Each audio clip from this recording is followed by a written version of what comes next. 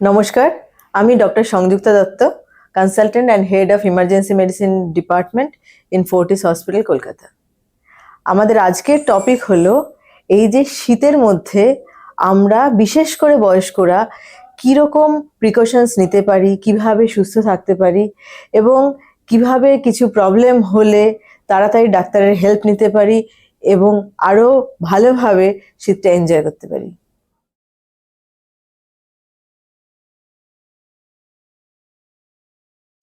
দেখুন, শীতটাকে যতই প্লেজেন্ট মনে হোক না কেন, শীত কিন্তু একটু ডিসেপটিভ। আমাদের ডেফিনেটলি বডিতে কিছু চেঞ্জেস হয় যেগুলো সবই ভালো এরকম নয়। তো সেভাবে দেখতে গেলে যেটা হয় শীতে, বিশেষ করে বয়স্কদের, এই ঠান্ডাটার জন্য আমাদের ব্লাড ভেসেলসগুলো সংকুচিত হয়ে যায়, সরু হয়ে যায়। তো সেক্ষেত্রে কি হয়, ব্লাড প্রেশার বাড়ার চান্স থাকে। এবং আরেকটা যেটা জিনিস হয় সেটা হচ্ছে আমরা ঘাম হয় কম এবং আমরা জল কম খেতে শুরু করি, যেটার জন্য বডি ডিহাইড্রেটেড হয়ে যায়, কিডনির ওপর প্রেশার পড়ে, ব্লাডটা থিকেন্ড হয়ে যায়। এটা একটা বড় সমস্যা।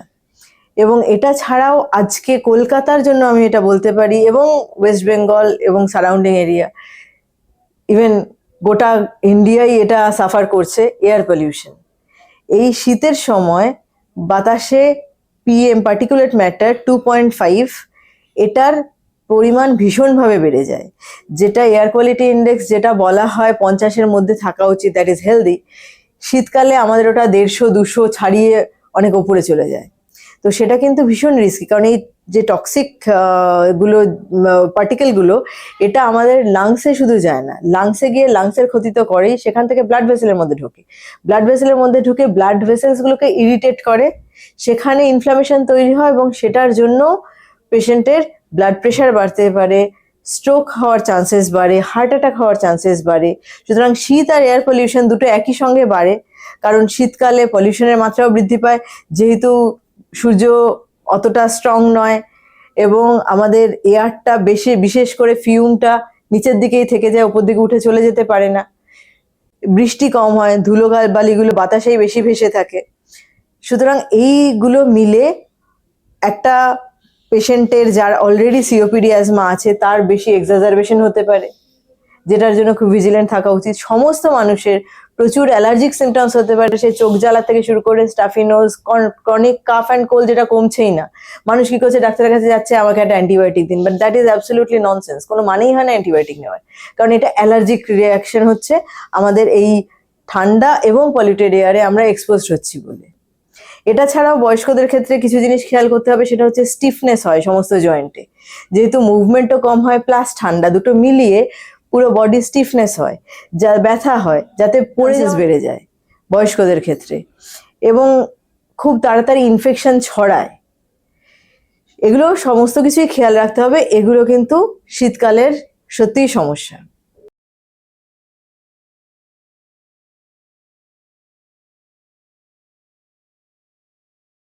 দেখুন, এমার্জেন্সির ডাক্তার হিসেবে আমি এটা বলতে পারি, প্রত্যেকটা শীতেই আমি এগুলো বাড়তে দেখি।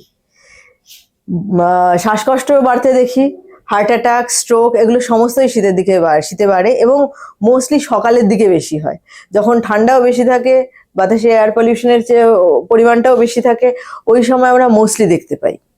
ব্লাড প্রেশার বাড়ার কারণ আমি অলরেডি বললাম, যেটা হচ্ছে একটা ঠান্ডার জন্য ব্লাড ভেসেলসগুলো সংকুচিত হয়ে যায়, সেটার জন্য রেজিস্ট্যান্স বাড়ে এবং ব্লাড প্রেশার বাড়ে। পলিউশনও ওটার মধ্যে অ্যাড আপ হয়। এটা ছাড়াও আমরা ডিহাইড্রেটেড হয়ে যাই, ব্লাড থিকেনিং হয়। তো এগুলো এই রোগগুলো হওয়ার চান্স ডেফিনেটলি বাড়িয়ে দেয়। যদি আমি দেখি হঠাৎ করে সিভিয়ার চেস্ট পেন হচ্ছে, যেটা স্কুইজিং, হেভিনেস, বুকের ওপর ভারী লাগছে, চাপ লাগছে, এবং সেই ব্যথাটা হাতের দিকে, ঘাড়ের দিকে, পিছন দিকে, গলার দিকে ট্রান্সমিট হচ্ছে, এটা কিন্তু সাইন অফ হার্ট অ্যাটাক। ঠিক আছে? এটা ছাড়াও যদি দেখা যায় কোনো ডায়াবেটিক পেশেন্ট আছে যার সুগার খুব একটা কন্ট্রোলে থাকে না, সে কিন্তু খুব বেশি ব্যথা নাও ফিল করতে পারে, তার ক্ষেত্রে একটা বুকের মধ্যে অস্বস্তি, একটা চাপ চাপ ভাব, এটাও কিন্তু আমাদের খেয়াল করতে হবে যে এটা কিন্তু খারাপ। এর সঙ্গে কি হতে পারে হার্ট অ্যাটাকে, এর সঙ্গে প্রফিউজ সোয়েটিং, ঘাম হতে পারে, এর সঙ্গে শ্বাসকষ্ট হতে পারে, এর সঙ্গে ফেন্টিং হতে পারে, এগুলো অ্যাড আপ হতে পারে। তো এগুলো হলে কিন্তু কোনো রকম সময় নষ্ট করে এমন একটা হসপিটালের, এমন একটা এমার্জেন্সিতে যেতে হবে যেখানে 24x7 স্কিল্ড এমার্জেন্সি ফিজিশিয়ানদের ব্যাকআপ আছে, 24/7 ক্যাথ ল্যাব ব্যাকআপ আছে। কারণ এই পেশেন্টকে যদি সত্যি সত্যি হার্ট অ্যাটাক থেকে বাঁচাতে হয়, তাহলে খুব তাড়াতাড়ি যদি আমরা ক্যাথ ল্যাবে নিয়ে গিয়ে অ্যাঞ্জিওগ্রাফি করে অ্যাঞ্জিওপ্লাস্টি করে দিতে পারি, that is the best thing to do. কারণ এইটা যখন আমাদের কাছে, এটা একটা আরেকটা সমস্যা, অনেক সময় পেশেন্টরা গিয়ে একটা ছোট নার্সিংহোমে ভর্তি হয় যেখানে ক্যাথ ল্যাব নেই, রাত্রিবেলা কিছুই করার ফেসিলিটি নেই, এবং পরের দিন যখন আমাদের কাছে আসে অলরেডি হার্টের অনেকটা মাসেল ড্যামেজ হয়ে যায়। তখন যদি আমি অ্যাঞ্জিওগ্রাফি অ্যাঞ্জিওপ্লাস্টি করিও, তাহলে কিন্তু পুরো হার্টটা আর আগের মতন জায়গায় ফেরত আসবে না। সুতরাং এটা ভীষণ ইম্পর্টেন্ট যে আপনি কোন পেশেন্টকে কোন ফেসিলিটিতে নিয়ে যাচ্ছেন। স্ট্রোক আরেকটা প্রবলেম, যেটা আমাদের কিভাবে আমরা বুঝবো? হয়তো একটা পেশেন্ট একদম নর্মাল আছে, হঠাৎ করে সে এমন ভাবে কথা বলতে শুরু করে জড়িয়ে জড়িয়ে যে আমি কিছু বুঝতে পারছি না। তার মানে কি? তার মানে হতে পারে তার ব্রেনের অ্যাক্টিভিটিতে কিছু প্রবলেম হচ্ছে, হতে পারে একটা স্ট্রোক হচ্ছে। স্ট্রোক হচ্ছে ব্রেনের ভেতরে আইদার রক্তক্ষরণ হচ্ছে, না হলে ব্রেনের ভেতরে যে ব্লাড ভেসেলস গুলো আছে তার ভেতরে কোনো একটা ক্লট হয়ে গিয়ে ব্রেনের একটা পোর্শনে ব্লাড সাপ্লাই কমে যাচ্ছে। তো সেক্ষেত্রে আমি সিমটম কি পাবো? একটা যেটা বললাম, স্লারিং অফ স্পিচ। একটা হচ্ছে ফেসিয়াল ডিভিয়েশন, মুখটা এরকম একদিকে বেঁকে যাচ্ছে। আমরা অ্যাকচুয়ালি একটা নেমোনিক ইউজ করি, ফাস্ট। এফ হচ্ছে ফেস, মুখ বেঁকে যাচ্ছে। এ হচ্ছে আর্ম। আর্ম কি? যে বডির কোনো একটা সাইড উইক হচ্ছে। যদি একটা সাইড পুরোপুরি উইক হয়ে যায় তখন আমরা বুঝতেই পারবো, কিন্তু যখন শুরু হচ্ছে তখন যদি আমি কাউকে বলি না দুটো হাত এরকম সামনে তুলে ধরতে, দেখা যাবে 10 সেকেন্ড ধরে রাখলে আস্তে আস্তে একটা হাত নেমে যাচ্ছে। এটা হচ্ছে বলা হয় আর্ম ড্রিপ। তো এই যে আর্ম ড্রিপটা হচ্ছে কেন হচ্ছে? যে এই হাতটার হয়তো উইকনেস শুরু হচ্ছে, উইথ টাইম দেখা যাবে পুরো একটা সাইডই বেশি উইক হয়ে যাচ্ছে, কিন্তু শুরুতে আমরা এটাই বুঝতে পারি। এস হচ্ছে স্লারিং অফ স্পিচ, যেটা বললাম। আর টিটার মানে হচ্ছে টাইম, যে টাইমটা এখানে ভীষণ ইম্পর্টেন্ট। যত তাড়াতাড়ি সম্ভব হসপিটালে নিয়ে যাওয়া উচিত। ইসচেমিক স্ট্রোক যদি হয় আমরা একটা ইঞ্জেকশন দিতে পারি, কিন্তু সেই ইঞ্জেকশনটা দেওয়া যায় অনলি 4.5 আওয়ার্সের ভেতর, তার বাইরে তারপরে এলে আর সেই ইঞ্জেকশনটা দেওয়া যায় না। তখন আমরা সিমটোমেটিক ম্যানেজমেন্ট দিই, সাপোর্টিভ কেয়ার দিই, এর বেশি কিন্তু নয়।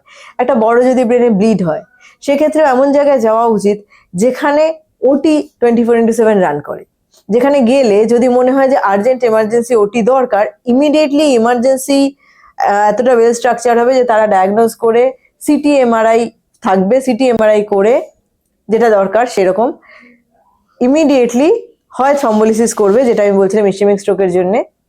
যদি রক্তক্ষরণ হয়ে থাকে তাহলে ইমিডিয়েটলি ওটিতে শিফট করবে। এগুলো ভীষণ জরুরি। আর এটা ছাড়াও কিছু সিমটম হতে পারে, যেটা ধরুন অজ্ঞান হয়ে যাচ্ছে, কনফিউজড, ভুল বকছে, ঠিক আছে, ডিজি, ভালো করে হাঁটতে পারছে না, গিডি। তো এগুলো যদি হয়, চোখে, ইভেন চোখে হঠাৎ করে দুটো দেখছে, এগুলো সমস্ত কিছু কিন্তু স্ট্রোকের সিমটম হতে পারে। এবং উইদাউট লুজিং এনি টাইম পেশেন্টকে কিন্তু হসপিটালে নিয়ে যেতে হবে।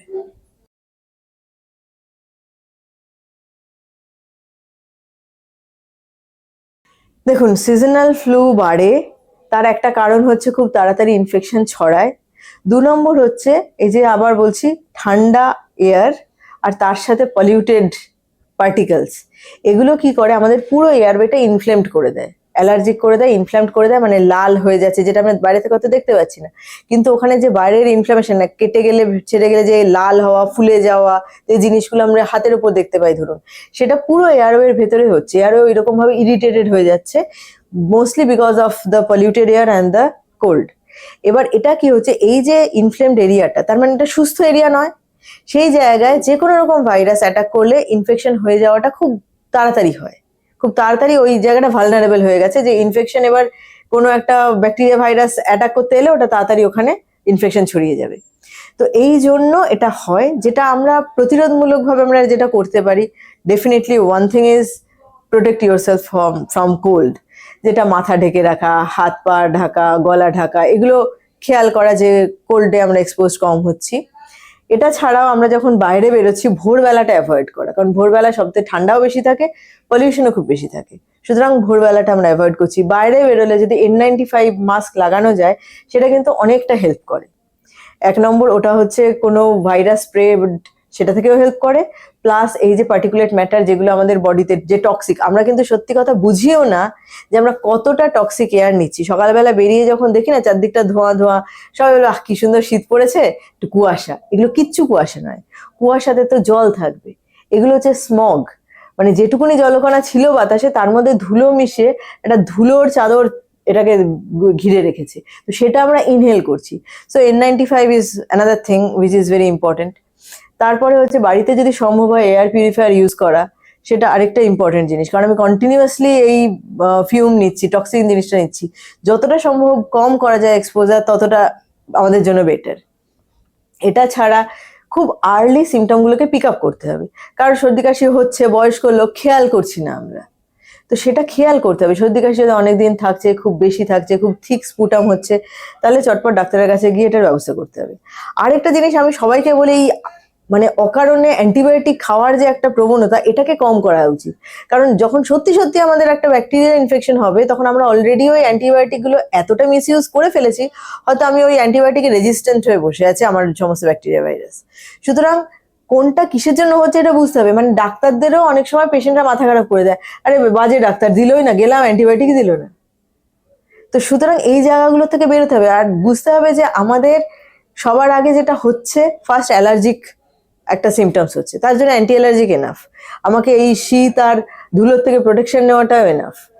এরপরে হতে পারে ভাইরাল ইনফেকশন হচ্ছে, সেটার চান্স বেশি। ভাইরাল ইনফেকশনে কোনোদিন অ্যান্টিবায়োটিক কাজ করে না। Antibiotic is against bacteria, not against virus.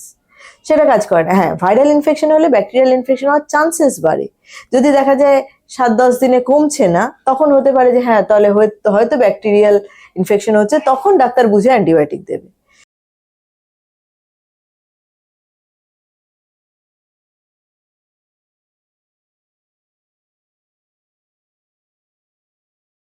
বলছি না যে বাইরে পলিউটেড কোল্ড এয়ারে বেরোতে হবে, ইনডোরেই হাঁটাহাঁটি করুন, নর্মাল কাজকর্ম করুন, নিজেকে সবসময় অ্যাক্টিভ রাখুন, জয়েন্টগুলোকে মুভিং রাখুন, তাহলে জয়েন্টগুলো ওয়ার্মও থাকবে, প্লাস এই ব্যথা বেদনা কিন্তু কম্পারেটিভলি কম থাকবে। এটা ছাড়া যদি মনে হয় যে ওষুধ খেতে লাগছে, খুব বেশি ব্যথা হচ্ছে, ডাক্তারের পরামর্শ করে ওষুধ খেতেই পারেন, কিন্তু খেয়াল রাখবেন এনসেড জাতীয় ওষুধ কিন্তু বেশি খাওয়া উচিত নয়। প্রচুর লোকে খায় এবং আমরা এমার্জেন্সিতে দেখি আলটিমেটলি কিডনিটা খারাপ করে এমার্জেন্সি তারা চলে এসেছে। এটা ভীষণভাবে খেয়াল রাখা উচিত। এনসেড জাতীয় ড্রাগ যতটা কম হয় ততটা খাওয়া উচিত। এবং মুভমেন্ট সব থেকে বড় ভালো জিনিস, যেটা হেল্প করবে, সেটা কিন্তু মুভমেন্ট।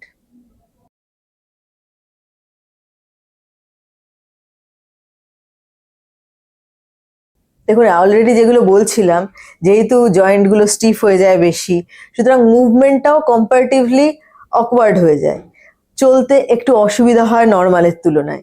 সেক্ষেত্রে ইমব্যালেন্স বেশি হয়, পড়ে যাওয়ার চান্সেস বেশি থাকে। সেক্ষেত্রে প্রিভেনশন বলতে আমি তো এটাই বলবো, ধরুন আপনি একটা নর্মাল হাঁটার বদলে একটা ওয়েট ফ্লোরে হাঁটছেন, ভেজা জায়গায় হাঁটছেন, আপনি তো কশাস হয়ে হাঁটেন, খেয়াল করে হাঁটেন, ধরে হাঁটেন, দরকার একটা লাঠি নেন, কিংবা কাউকে একটা বলেন আমাকে একটু ধরো। তো সেক্ষেত্রে যদি মনে হয় ইমব্যালেন্স হচ্ছে, অসুবিধা হচ্ছে, তাহলে উইদাউট হেজিটেশন হেল্প নিন। কিছু ধরে হাঁটুন, কিংবা কারোর হাত ধরে হাঁটুন। যদি মনে হয় মাথা ঘুরছে, কিছু অসুবিধা হচ্ছে, তখন আমি 10 পা দূরেই তো খাটটা আছে, ওখানে গিয়ে বসবো। এটা না ভেবে যেখানে আছেন ওখানেই বসে পড়ুন। এটা যদি করেন তাহলে অনেকটা চান্সেস কমে যাবে। এটা ছাড়া আমি অলরেডি যেটা বললাম, যে কিপ মুভিং, মানে সবসময় জয়েন্টগুলোকে মুভ করান। সবসময় এটা জরুরি নয় যে আপনাকে হেঁটে হেঁটে করতে হবে, সেটা আপনি বসে, চেয়ারে বসেও অনেক ব্যায়াম করতে পারেন। সমস্ত জয়েন্ট মুভ করার, হাঁটুর জয়েন্ট মুভ করার, হিপ জয়েন্ট মুভ করার, হাতের জয়েন্ট মুভ করার, এগুলো করতেই পারেন। এটা ছাড়াও কিছু ছোট ছোট এক্সারসাইজ, ফ্রি হ্যান্ড এক্সারসাইজ যদি রেগুলার করেন, তাহলে কিন্তু বডি অনেক বেশি সচল থাকবে, পড়ে যাওয়ার চান্সেস কিন্তু কম্পারেটিভলি কমবে।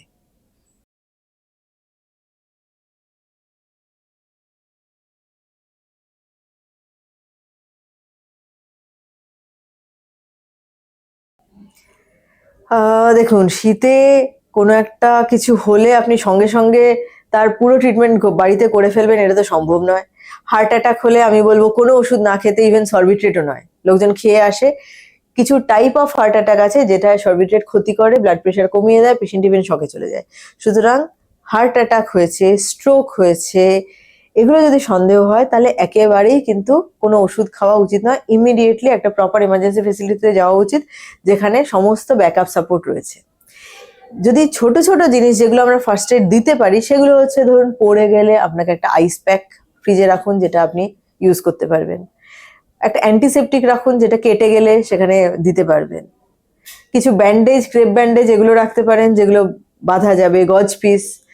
বাড়িতে যদি জ্বর আসে, অনেকে আসে, আমরা জিজ্ঞেস করি জ্বর কত উঠেছিল, তারা বলে দেখিনি তো। তো একটা থার্মোমিটার রাখুন, যাতে টেম্পারেচারটা দেখুন। অনেক সময় পেশেন্ট বলে জ্বর এসে, আমরা পরে দেখি যে ওটা শুধুই হয়তো গাটা ম্যাজ ম্যাজ করছিল, অ্যাকচুয়ালি জ্বর আসেনি। কিন্তু আমাদের ট্রিটমেন্টের জন্য না ওটা একটা অনেক বড় ডিফারেন্স করে দেয়। আপনি যদি ঠিক ঠিক প্যারামিটারটা দেন, আমাদের জন্য সুবিধা। একটা বিপি মেশিন, এখন তো বিপি কষ্ট করে মাপতে লাগে না, ডিজিটাল মেশিনস গুলো আছে। সো একটা বিপি মেশিন বাড়িতে রাখুন, মাঝে মাঝে প্রেশার দেখুন। আপনি যদি অলরেডি হাইপারটেনসিভ হন, একটা রেগুলার বিপি চেক করে সেটা নোট করুন। যদি সুগার বেশি থাকে তাহলে একটা সুগারের মেশিন রাখুন, একটা রেগুলার ইন্টারভ্যালে ওটা চেক করুন। এটা ছাড়াও আমি কোভিড এর পর থেকে তো প্রচুর লোকের বাড়িতে আছে, এবং আই অ্যাপ্রিসিয়েট যেটা আছে অনেকের কাছেই, যে একটা পালস অক্সিমিটার আছে। তো পালস অক্সিমিটারটা রাখুন, ওটায় আপনার যেটা দেখতে পাবেন সেটা হচ্ছে অক্সিজেন স্যাচুরেশন এবং হার্ট রেট। এটাও কিন্তু একটা বড় হেল্প, যে পেশেন্টটা কতটা খারাপ আছে সেটা বোঝার জন্য ডাক্তারের জন্য একটা বিরাট হেল্প।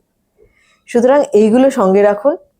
এটা ছাড়া কিছু ধরুন প্যারাসিটামল, গ্যাসের ওষুধ, এই ধরনের জিনিস রাখতে পারেন, যেগুলো ওভার দ্য কাউন্টার ইউজ করাটা অনুচিত নয়। কিন্তু এটা ছাড়া খুব বেশি ওষুধপত্র যদি খেতে চান, তাহলে আমার মনে হয় এটা ডাক্তারের পরামর্শ নিয়েই করা উচিত। ঠিক আছে?